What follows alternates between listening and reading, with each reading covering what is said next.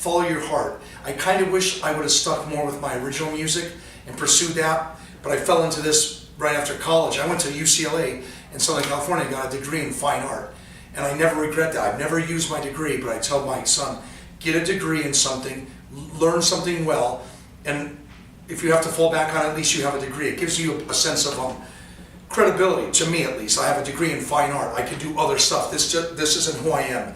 This is one part of who I am.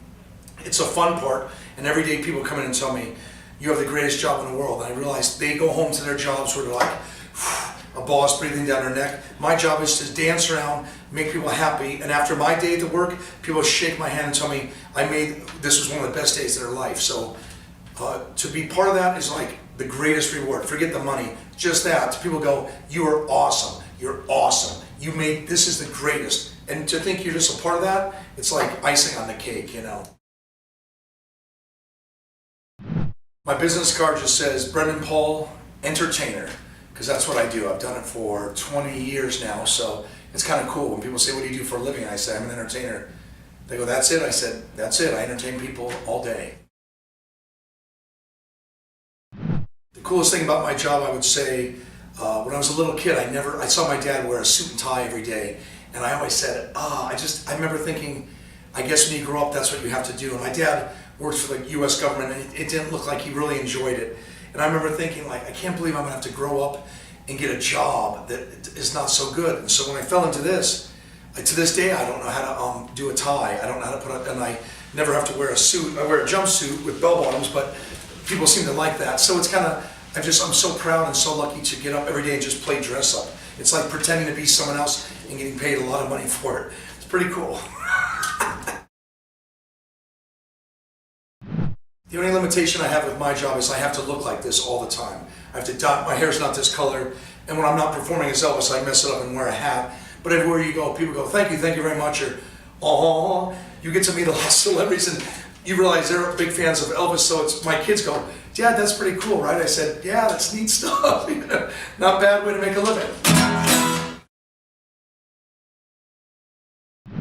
So as an entertainer, for the last 20 years, once I got out of college, I was already a musician, playing in bands, started doing Elvis kind of for fun, and I moved here to Las Vegas to see what happened, auditioned for a show, Legends in Concert. They started sending me around the world, to Japan, Germany, the Bahamas, here in Vegas, and next thing you know, I was like, that was my full-time job. And then about 13 years ago, I bought this wedding chapel, so now I not only perform and entertain people all day, doing about 200 weddings a week, but I'm also the owner of one of the busiest chapels in Las Vegas. So it's pretty cool. So in the day, in the life of an Elvis impersonator, here at the chapel, they call me the night before and tell me, you have 20 weddings tomorrow, and if I want to do them all, I do them. If I only want to do the ones in the morning, I do those. I hired other guys. We have 4 other Elvi that work here, so if my throat is sore, I just want to take the day off to get things done. I work when I want. If I want to come in and do 20 weddings a day, every day of the year I can. If I want to take off a month, I can. So the freedom of that is just fantastic. I actually started playing guitar when I was 13 years old. I wanted to be in bands, and then this was years ago, I started playing in punk rock bands, and I had a bald head, I had spiked hair, orange out to here, and I played real heavy music in Los Angeles. When I was 16, we played all over Southern California in a punk rock band. I played guitar and wrote the songs, and so it's kind of weird to end up being an Elvis impersonator for a living because that wasn't what I planned on doing. But I liked music, started kind of as a joke, more for fun, and once I got paid, I said, hey, that's not bad for just getting up and, they paid me $500 to sing an happy birthday to someone as Elvis, and I said, this could be a living. So it kind of turned into, and I play guitar, so I could use that to entertain people as Elvis. So it kind of just became that. Some people love Elvis, so they become an Elvis impersonator. I just love music. I still write original music, but I end up doing this, and it's 20 years later, no turning back. I think someone with a different background could do my job.